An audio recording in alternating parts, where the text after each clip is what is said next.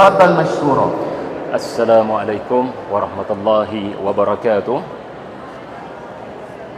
Assalamualaikum.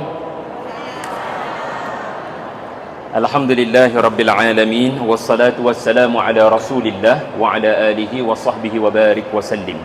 Terima kasih kepada pengurusi majlis yang saya hormati, yang hormat Profesor Datuk daripada Kuala Lumpur, dan semalam saya baru sahaja bersama dengan majlis tilawah dan hafazan Al-Quran peringkat antarabangsa di WTC dan terus bergegas ke sini.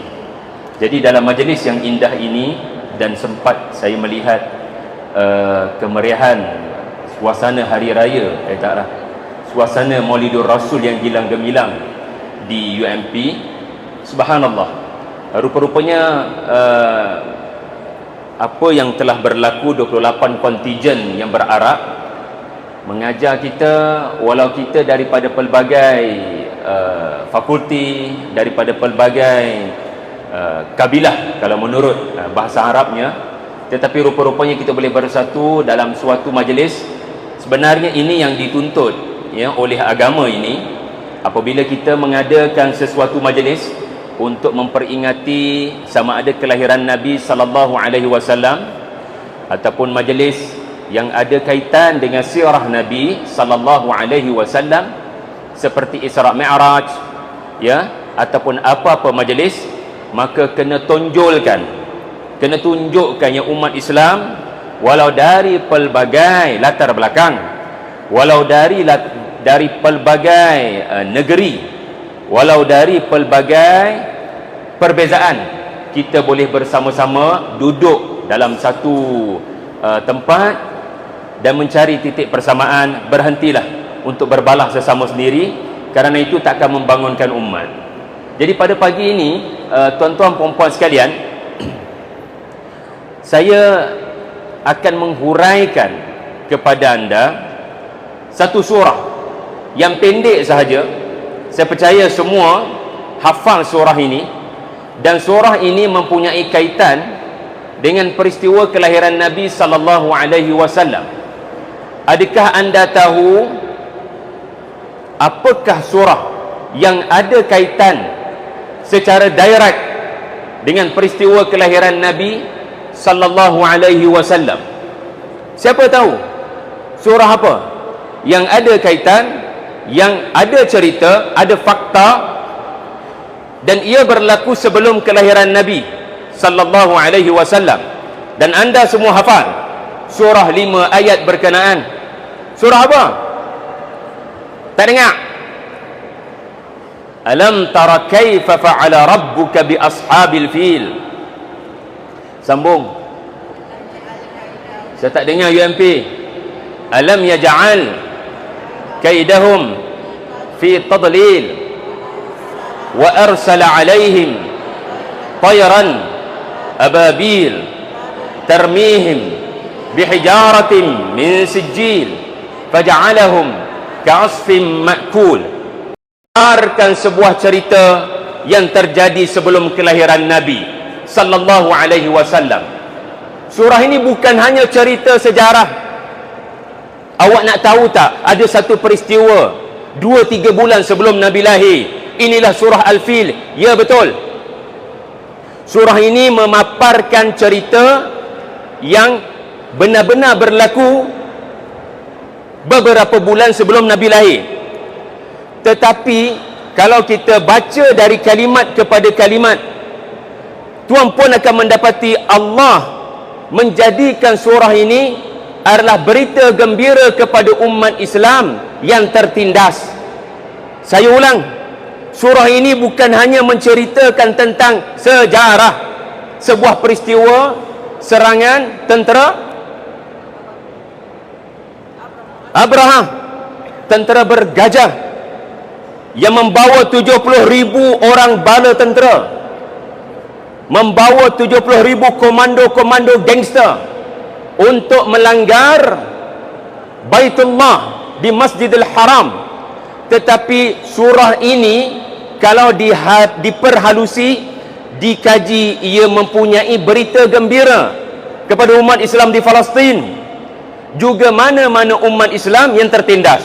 So stay dengan saya, kita akan pergi dari satu ayat ke satu ayat. Bismillahirrahmanirrahim. Baca ayat satu.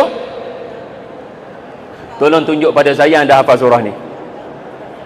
Bukan anak-anak anda sahaja yang hafal surah ni. Nak hafal surah ni, mama nak tengok kamu boleh hafal surah ni. Mama tak hafal pun. Ayat satu apa bunyinya? Cemerlang. Alam tara kaifa fa'ala rabbuka bi ashabil fil. Apa terjemahannya? Didik anak bukan hanya boleh baca Quran dengan betul. Didik anak bukan hanya boleh baca terjemahan, tetapi boleh faham. Ayat satu bermaksud, tidakkah kamu melihat bagaimana Tuhan kamu bila Allah menceritakan tentang sesuatu peristiwa sejarah di dalam Al-Quran, maknanya anda seperti melihat peristiwa itu terjadi depan mata. Apabila Allah sendiri bercerita tentang sesuatu peristiwa, takkan sama dengan mana-mana profesor sejarah. Mana-mana cerita yang sejarawan laporkan, namanya sejarah, takkan sama dengan Allah Subhanahu wa ta'ala bila bercerita. Peristiwa Abraha menyerang Baitullah adalah peristiwa yang ada ramai wartawan. Betul atau tidak? Ada ramai perawi. Ahli-ahli sirah kata mutawatir.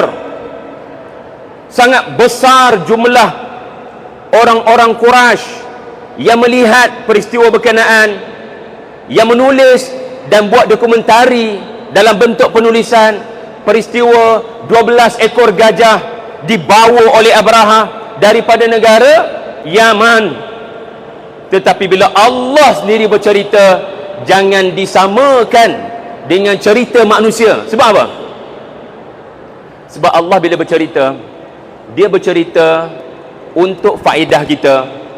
Allah bercerita bukan hanya nak memberitahu apa berlaku di masa lampau, tetapi Allah akan bercerita untuk menegur kelemahan kita. Allah bila bercerita, dia turunkan, dia berikan cerita itu kepada manusia yang dia cipta. Allah ciptakan kita, Allah ciptakan generasi yang akan datang selepas kita. Maka kisah surah Al-Fil akan memberikan manfaat bukan hanya kepada orang yang melihat peristiwa berkenaan 1400 tahun dahulu, tetapi juga akan memberikan faedah kepada semua umat Nabi Muhammad sampai hari kiamat.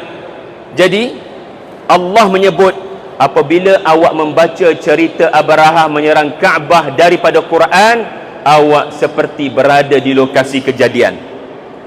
Dan apa jadi bila peristiwa itu berlaku depan mata anda? Berbanding peristiwa yang anda lihat dari kejauhan. Pernah pergi stadium tengok bola?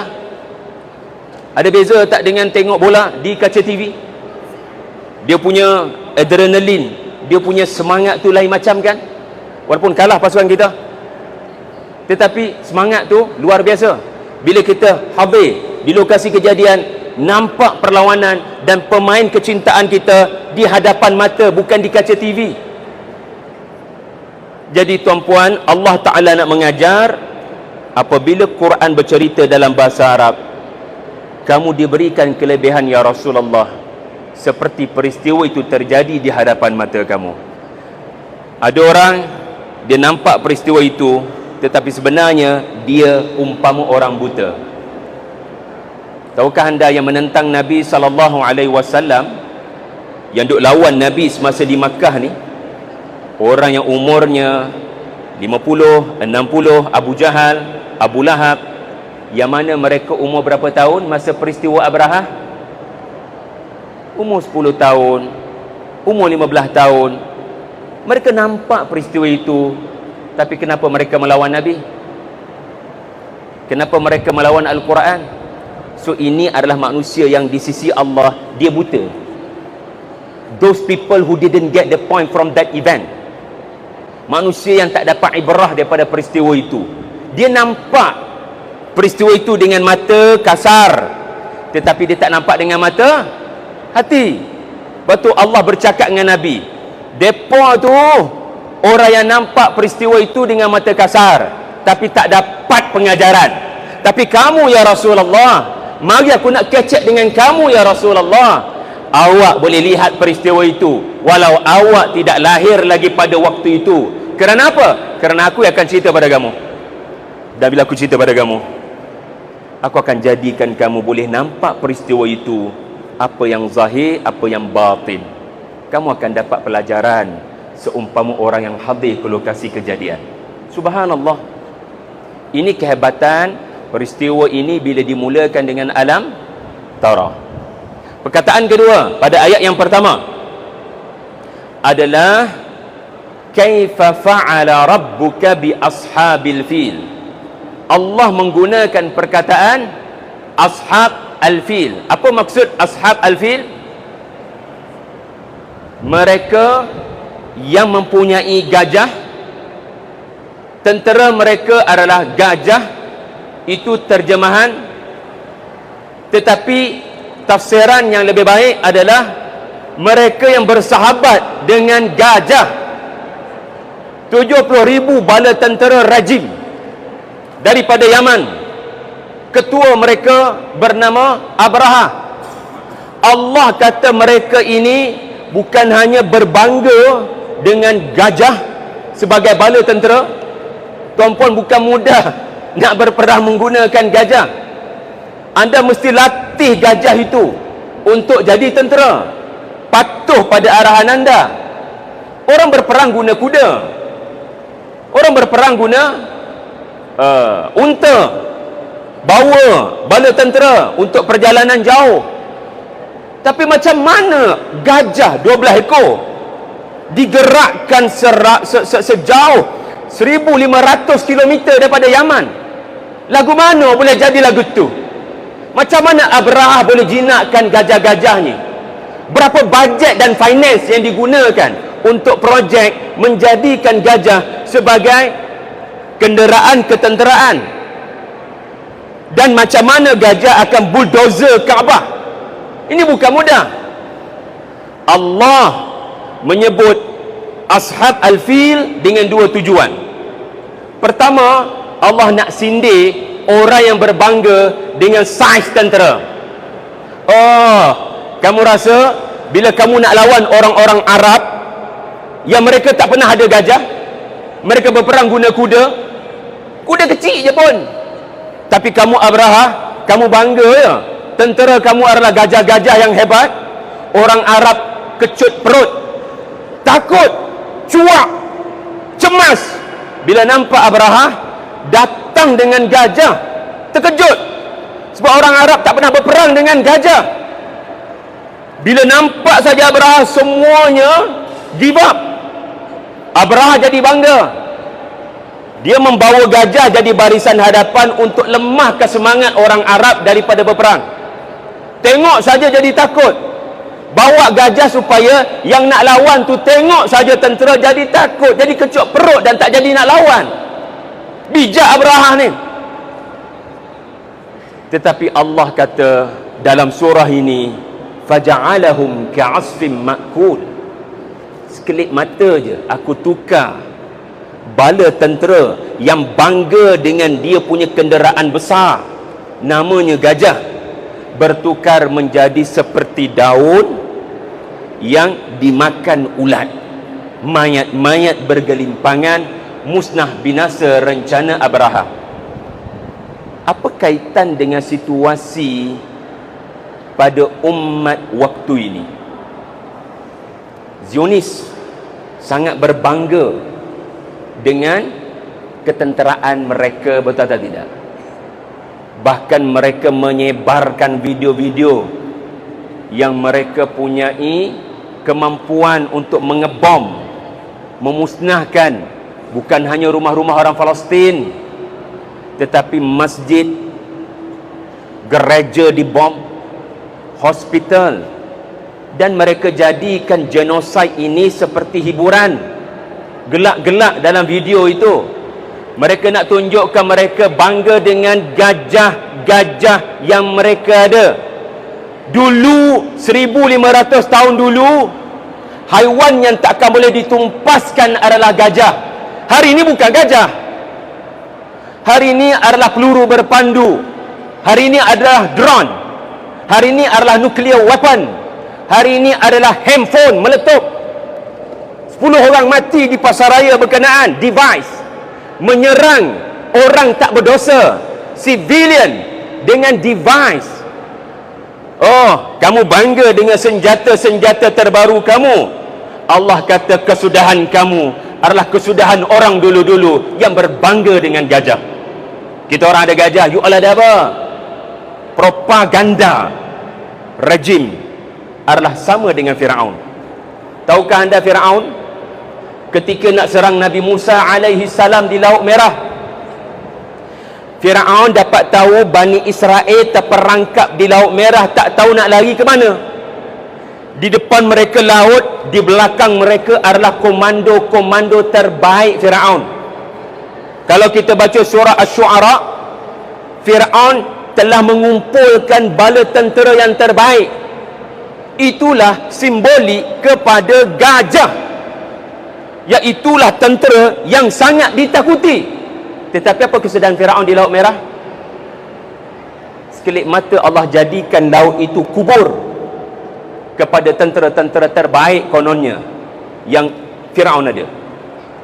Dan Firaun yang berbangga dengan istana dan government, Firaun yang berbangga sebagai super power dunia, negara paling kuat bala tentera, akhirnya mati yang orang tak boleh nak ziarah. Sebab apa? Tak jumpa mayat. Tentera-tentera semua mati di dasar laut. Itu ayat pertama. Baca sekali lagi ayat pertama. Yang depan je semangat ni. Yang belakang baca ayat pertama. Tentera biru, ayat pertama. Bagus. Tentera hijau. Kumpulan nasyid seterusnya. Alam tara, saya harap kita dah belajar ayat 1. Kita pergi pada ayat 2. Baca ayat 2. Fakulti Sains Komunikasi. Dah. Sains Komunikasi. Mana Fakulti Sains Komunikasi? Baca ayat 2. Alam yaj'al kaidahum fi tadli.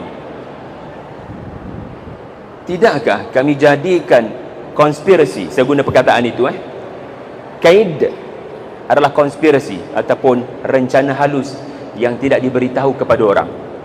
Tidakkah kami jadikan rencana sulit mereka menuju sia-sia?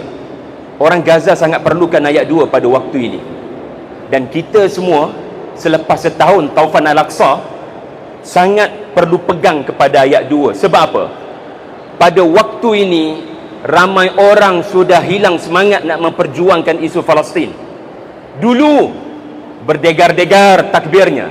Sekarang tak berubah pun. Kalau kita update apa-apa tentang Palestin, kita buat konten tentang Palestin, masih macam tu, tak ada perubahan. Ini adalah fikiran yang sangat berbahaya, seolah-olah Tuhan tidak bertindak apa-apa kepada musuhnya. Jangan lafaz begitu. Jangan anggap Allah lemah sehingga tidak boleh bertindak kepada tentera bergajah moden. Allah menegaskan, kami jadikan rencana Abraha mudah sahaja. Daripada step 1 ke step 2, daripada step 2 ke step 3, tetapi kami akan musnahkan rencananya bila masuk kepada final stage. Katakan Abraha nak serang Kaabah, ada 10 step. Step pertama, kena kuat kewangan di negaranya Yaman. Step kedua, selepas step pertama berjaya, kewangan dah cukup, bantuan senjata pun dah dapat daripada Amerika. Step kedua adalah sokongan daripada rakyat jelata. Orang-orang Yaman kena sokong pemimpin anda, Abraha. Jangan sesiapa tidak setuju dengan tindakan pemerintah nak menyerang orang Arab di Baitullah Al-Haram. Berjaya. Step ketiga, perjalanan menuju ke Baitullah 1500 km bukan mudah dengan 12 ekor gajah. Berjaya. Step keempat, menjadikan orang Arab tali barut yang support agenda yang akan dilakukan oleh Abraha. Jangan biar ada orang Arab menentang agenda kita. Payah hidup kita kalau orang Arab menentang. Kita tukar orang-orang Arab ini kepada kumpulan yang zahirnya macam orang Islam, tetapi hatinya bersekongkol dengan agenda supaya Abraha boleh buat genosid. Step nombor 5, step nombor 6, step nombor 7, semuanya dimudahkan Tuhan. So apa perasaan Abraha sekarang? Nobody can beat us. Rencana kita sangat sempurna. Satu langkah je lagi, one step saja. Depan mata Abraha adalah Kaabah, dan beliau sangat confident. Satu langkah terakhir daripada 9 langkah yang dah sempurna akan menyebabkan Baitullah ranap dan orang tidak akan lagi pergi ke Mekah. Tetapi apa yang berlaku? Firaun, Allah musnah masa overconfident. Abraha, Allah datangkan ababil masa overconfident. Musuh-musuh Allah zaman berzaman, alam yaj'al, kami tukar rencana yang mereka confident menjadi tadlil, sia-sia. Mereka sangka mereka akan berjaya membina negara haram Israel di tanah umat Palestin. Allah akan timpakan supaya malaikat maut boleh ganyangnya dengan ganyang yang bersifat gia 5, bukan gia 2, gia 3. So dosa dia kena maksimum supaya dia kena pukul habis-habisan dalam neraka.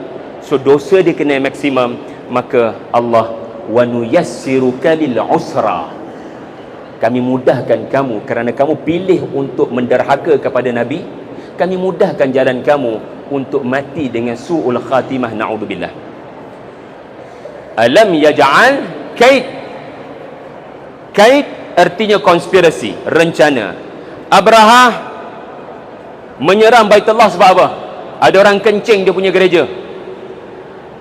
Itu yang disebut dalam press conference. Kami Abraha tidak boleh terima perbuatan orang-orang Arab ini. Kita bina gereja untuk supaya orang-orang Kristian daripada seluruh tanah Arab datang kepada gereja saya. Tapi sampai hati orang-orang Arab ini kencing dalam gereja saya, ini tak boleh jadi. Kita akan ajar orang-orang Mekah. Dengan kami akan pergi ke sana. Tengok apa yang kami boleh buat dengan rumah Tuhan. Ya, Abraha kata begitu dalam press conference. Maknanya viral seluruh dunia. Yang Abraha akan membalas perbuatan 7 Oktober. Abraha berkata, kita akan balas perbuatan mereka kencing gereja kita. Sebenarnya itu rencana yang diberitahu. Yang kita tak tahu ada banyak lagi. Mereka tak akan bocorkan semua perkara. Itu namanya kaid. Sebut ramai-ramai. Kaid. Yang tidur tu sebut kuat-kuat. Kaid. Tuan-tuan, saya tak pernah ceramah dengan setting macam ni tau. Saya akan ingat UMP sampai bila-bila, kerana ia adalah satu setting yang sangat indah. Alhamdulillah, rasa tenang sebab ada bunga-bungaan. Alhamdulillah. Cuma jangan bagi isteri kita nampak lah, tu je.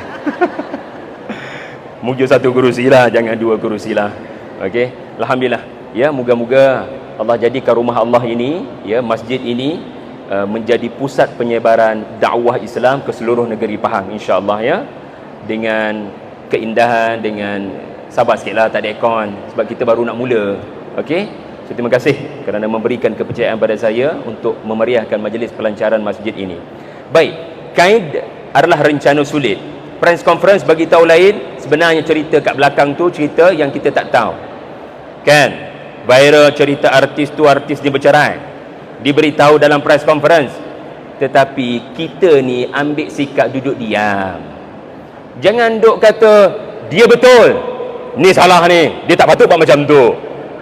Jangan hangatkan cerita-cerita orang lain. Allah uji rumah tangga orang. Satu hari nanti rumah tangga kamu akan kena uji. Jangan dedah apa yang ada sepanjang dalam rumah tangga kamu.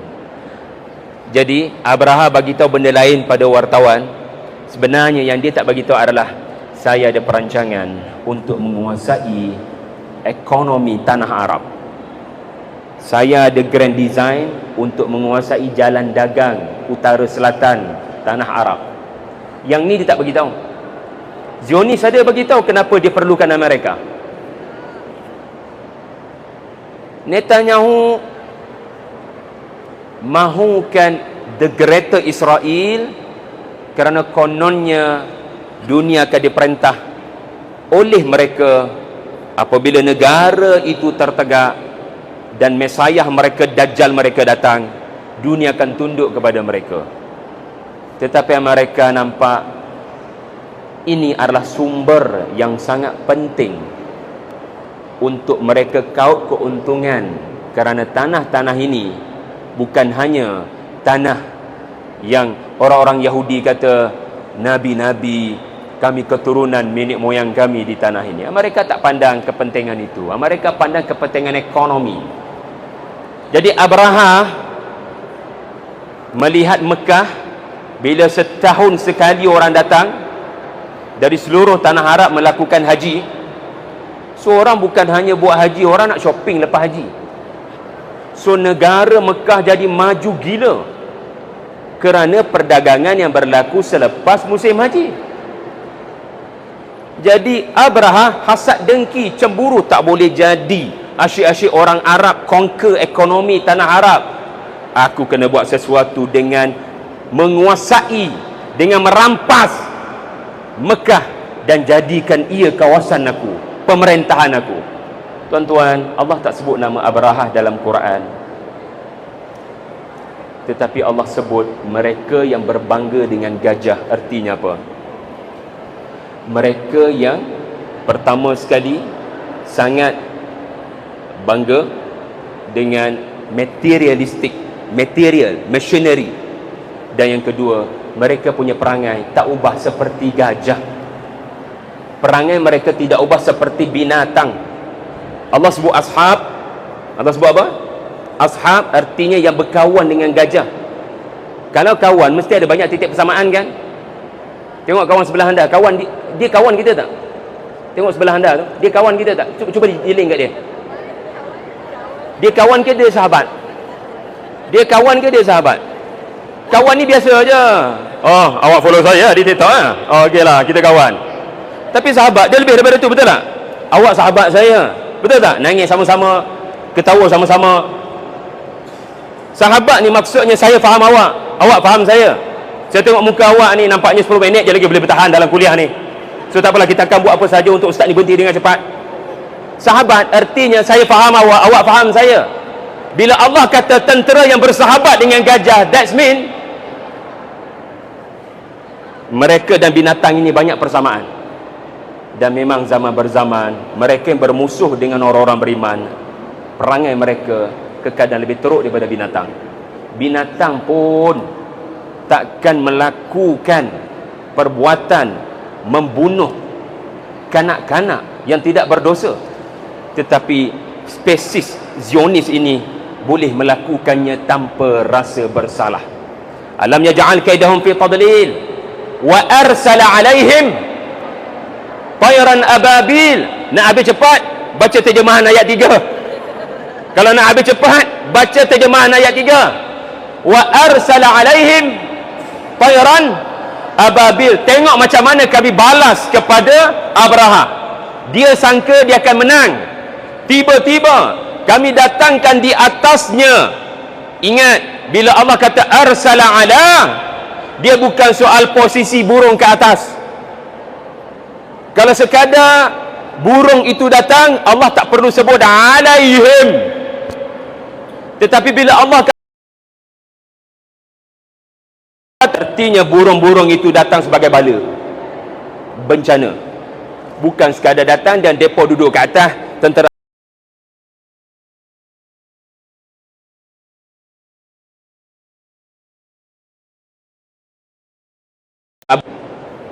rejim mungkin kata, lah burung je ke, kalau nak lawan kita orang gajah, at least gajah lawan gajah, betul tak? Barulah buku bertemu ruas. Kecil sangat apa yang kamu ada, daif sangat apa yang kamu ada. Burung adalah haiwan yang simbolik kepada tentera kecil. Orang pandang hina, apa burung boleh buat? Tetapi gajah adalah haiwan yang sangat besar. Orang takut. Allah boleh menterbalikkan perlawanan itu. Betapa banyak daripada mereka yang kerdil, yang kecil, mengalahkan kumpulan yang besar. Kita tahu tentera Badar 300 menang ke atas 1000. Kita tahu perang Khandaq 3000 menang ke atas 10,000. Itulah burung-burung kecil para sahabat yang mengalahkan gajah-gajah Abu Jahal. Tuan-tuan, Allah menyebut ababil. Okey, dengar elok. Ababil, sebut ramai-ramai. Lepas tu bila saya sampai tadi sebenarnya, saya sedih sangat sebab tersampai lewat, tak sempat tengok perarakan. Labbaik Allahumma labbaik kan. Okey, tak perarakan. Saya tengok ada 28 kontijen ke tadi. Sebenarnya bila ada banyak kontijen menuju ke satu arah namanya masjid, dalam bahasa Arab salah satu perkataannya adalah ababil. So tahniah pada ababil semua. Ababil bukan nama burung. Puan-puan, tuan-tuan, dengar yang ni pun tak apa. Sebab nanti isteri tanya, apa dapat apa ceramah tadi bang? Jadi mungkin anda tak tahu nak cerita apa sebab anda buat benda lain, tapi Ali boleh cerita something. So dengar elok, 5 minit je. Abang dengar pasal ababil. Kamu ingat ababil tu nama burung, spesies burung? Tak. Hari ni abang nak beritahu kamu isteriku, ya abang telah diberikan ilmu. Abang lebih mulia daripada kamu pada hari ini. Alhamdulillah. Ababil, kata para ulama bahasa, adalah kumpulan yang pelbagai, kumpulan yang ada pelbagai jenis dan datang secara bertali arus. Ulang balik. Ababil tu apa? Kumpulan yang pelbagai-bagai dan kedatangan mereka bertali arus. Dalam bahasa Melayu berapa perkataan tu? Tetapi dalam bahasa Arab satu word sahaja, ababil. Hebat bahasa Arab ni. Jama'at mutafarriqah, majmu'at mutafarriqah. Jadi ada pelbagai kontijen burung yang tidak datang serentak, tetapi datang bertali arus, one by one, one by one. Satu kontijen burung menjatuhkan batu sijil. Datang pula kontijen lain, sains komunikasi, bawa batu sijil jatuhkan ke atas rejim Abraha di Makkah. Datang pula another kontijen, warna berbeza daripada kontijen sebelumnya, kerana para ulama menyatakan ada burung saya lihat warna hitam, kemudian datang warna putih. Mula-mula kami nampak gagak, kemudian kami mendapati bukan gagak, seperti gagak. Kami nampak merpati selepas itu, tapi rupa-rupanya bukan merpati, seperti merpati. Sebab kalimat yang Allah guna adalah tayran. Wa arsala alaihim tayran, yang belajar bahasa Arab. Ada bahasa Arab Ustaz di GMP? Subhanallah. Sesiapa yang belajar bahasa Arab, tayran adalah mufrad. Sorry, tayran ma'rifah ke nakirah? Buat-buat tahu je. Ma'rifah ke nakirah? Nakirah. Antara tujuan nakirah, kat belakang tu saya tengok ada yang dah menangis dah. Nakirah pula dah. Nakirah. Apa benda tu? Saya akan menambah derita anda dengan beberapa perkara bahasa Arab. Nakirah litahkir. Kami utuskan burung Jepun. Allah nak hina Abraha. Kamu ingat, aku nak lawan kamu dengan mendatangkan satu azab yang besar, binatang yang besar, dinosaur. Tidak, untuk kalahkan kamu wahai rejim, aku datangkan burung Jepun. Dan tengok, kamu boleh kalahkan dia orang. Itu peranan nakirah litahkir. Dan peranan kedua nakirah adalah untuk memberitahu burung itu adalah spesies yang tidak pernah dikenali. Berbanding makrifah, kita tahu burung tu.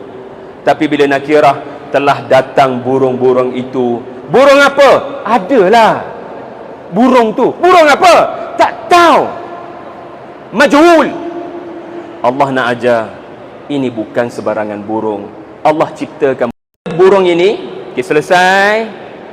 Soalan terakhir ni, saya berhenti.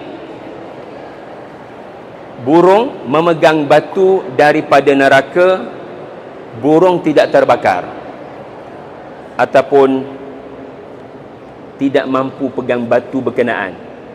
Allah buat burung itu boleh memegang batu daripada neraka dan tidak pun terbakar. Ini mengingatkan kita kepada Nabi apa? Jawab soalan ini. Sepatutnya batu berapi itu tidak boleh dipegang oleh burung-burung ini, tapi Allah buat burung-burung ini boleh berada dalam api dan tidak rasa terbakar. Ia mengingatkan anda kepada peristiwa Nabi mana? Tak jawab, saya tak berhenti.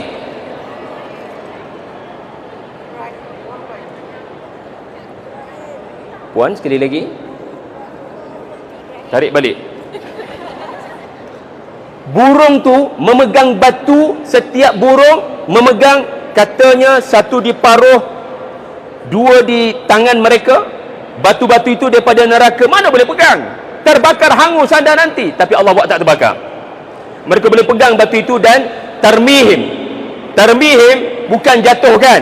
Tarmihim adalah baling tepat pada sasaran. Saya ulang, tarmihim bukan jatuhkan.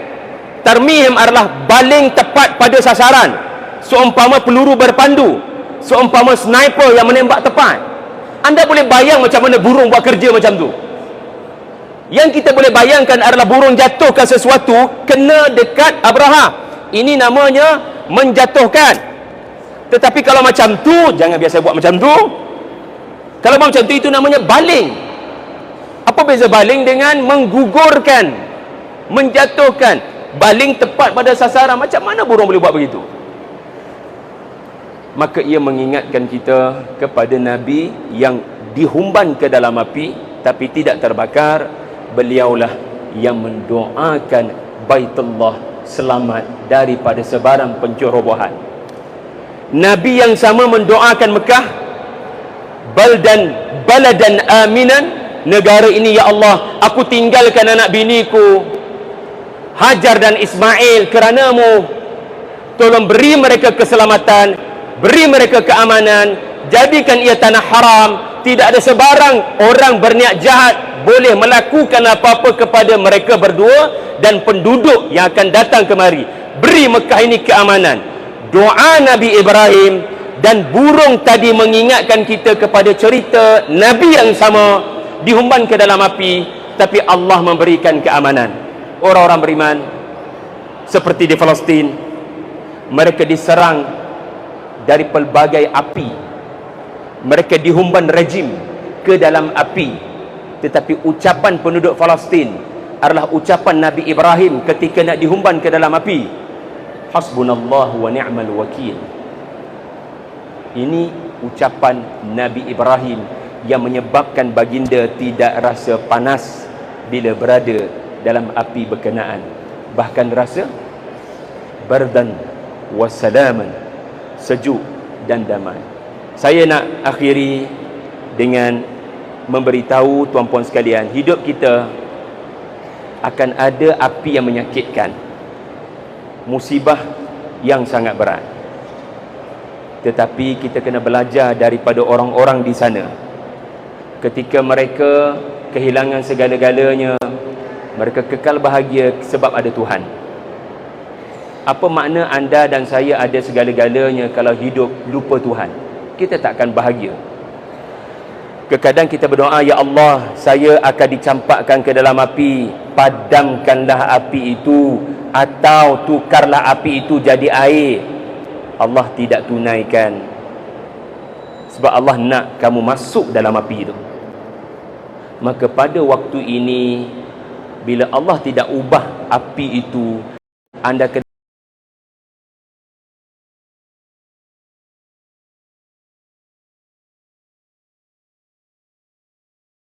dengar sekali lagi, cukuplah Allah, kami berserah pada dia. Maka api itu menjadi sejuk dan damai. Ini kelebihan orang beriman. Apa-apa musibah menimpa dia, dia bertambah dekat dengan Allah. Kalau tidak kerana musibah, dia tidak dapat menjadi lebih dekat dengan Tuhannya. Wa sallallahu ala Muhammadin wa ala alihi wa sahbihi wa barik wa sallim. Aqulu qawli hadha wa astaghfirullah li wa lakum. Wassalamualaikum warahmatullahi wabarakatuh. Jumpa lagi di masa akan datang.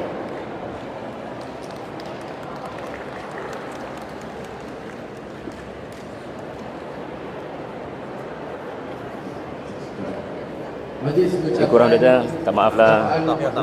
Ucapan penghargaan yang tidak terhingga kepada yang bahagia Al-Fadhil Ustaz Syahari bin Abdul Rahman di atas penyampaian beliau sebentar tadi.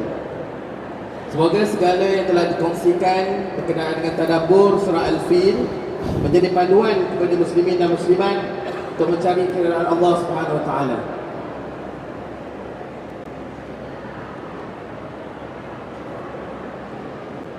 Hadirin hadirat sekalian,